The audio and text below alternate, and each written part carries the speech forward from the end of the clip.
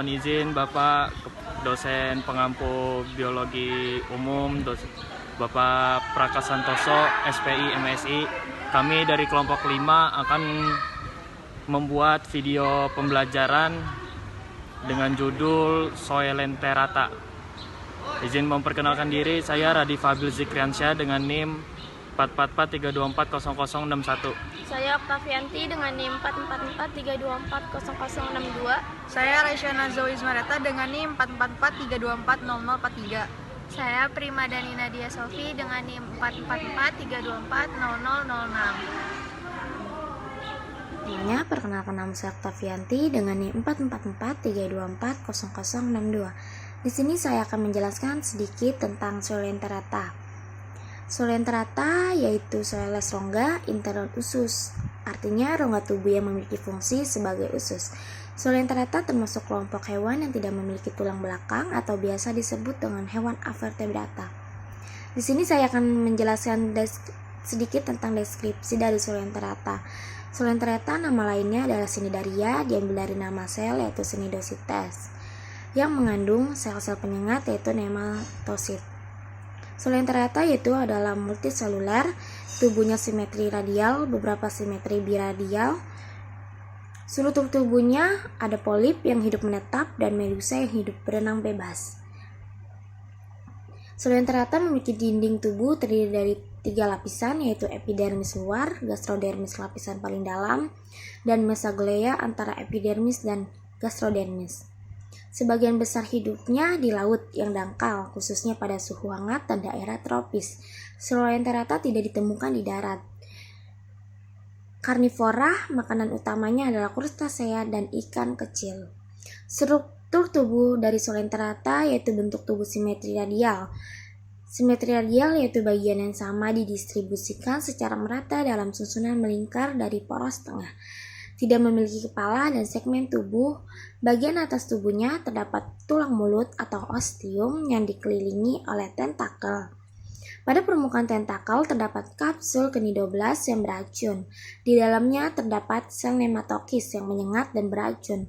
Fungsi dari tentakel yaitu alat penangkap mangsa, bertahan tubuh, alat gerak. Tubuh Soelenterata polip memiliki bagian kaki untuk menempel pada tempatnya, sedangkan yang bersifat medusa tidak memiliki kaki. Lapisan luar ektoderm atau epidermis berfungsi untuk melindungi tubuh dari bahaya lingkungan, sedangkan lapisan dalam berperan dalam proses pencernaan. Terima kasih. Baik, dengan saya Primadani Nadia Sofi dengan NIM 44432400006. Kali ini saya akan menjelaskan bagaimana sistem gerak dan sistem syaraf dari filum Soelenterata. Jadi, hewan yang tergolong ke dalam filum Soelenterata ini bergerak menggunakan tentakel di sekitar mulutnya. Nah, tentakel ini juga berfungsi sebagai alat untuk menangkap dan memasukkan makanan ke dalam mulutnya. Setelah itu, di dalam ujung tentakel ini terdapat sel yang bernama sel Cnidoblas. Nah, di situ terdapat alat penyengat yang disebut juga nematokis. Alat penyengat ini gunanya untuk mempertahankan diri sudah pasti, dan juga untuk melumpuhkan mangsa ke dalam tubuhnya. Baik, untuk sistem syarafnya, meskipun makhluk hidup ubur-ubur tidak memiliki otak dan jantung, mereka memiliki sistem syaraf. Jadi letaknya itu di pangkal tentakel atau jaringan syarafnya ini menyebar ke seluruh tubuh mereka. Baik, perkenalkan, nama saya Raisyana Zoizmareta dengan NIM 444324043. Baik, di sini saya akan menjelaskan tentang sistem pencernaan dari Soelenterata atau ubur-ubur. Sistem pencernaan dari Soelenterata hanya terdiri dari mulut dan rongga usus, atau sering disebut juga dengan rongga gastrovaskuler. Nah, sistem pencernaannya ini yang pertama, makanannya itu akan ditangkap oleh tentakel yang akan dibawa masuk ke gastrosol. Kemudian makanan tersebut akan dicerna oleh bantuan enzim yang dimana akan dikeluarkan oleh sel-sel yang ada di gastroendermis. Yang kedua, Hasil makanan yang telah dicerna oleh gastrosol, makanan tersebut itu akan diserap oleh sel-sel gastroendermis untuk kemudian dicerna lebih lanjut. Terus ada juga setelah makanan selesai dicerna, sari makanannya itu akan dibawa ke seluruh tubuh melalui proses difusi, yang dimana difusi tersebut itu pertukaran zat dari konsentrasi tinggi ke konsentrasi yang rendah. Nah, Solenterata juga tidak memiliki anus, sehingga sisa makanannya itu akan dikeluarkan melalui mulut. Nah, yang terakhir, flagelnya itu berada dari sekelilingnya. Mulutnya juga berfungsi sebagai alat penangkap makanan. Nah, Solenterata juga berbentuk polip dan bersifat pasif, yang berarti hanya menunggu dan menangkap makanan yang datang kepadanya. Sistem reproduksi pada Solenterata. Sistem reproduksi Solenterata terbagi menjadi dua.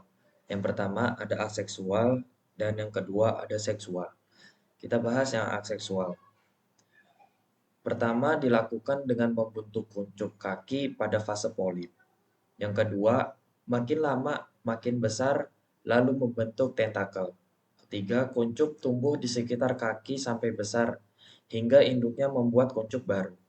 Yang keempat, semakin banyak lalu menjadi koloni. Selanjutnya ada reproduksi seksual pada Solenterata. Yang pertama dilakukan dengan peleburan sel sperma dengan sel ovum atau telur yang terjadi pada fase medusa.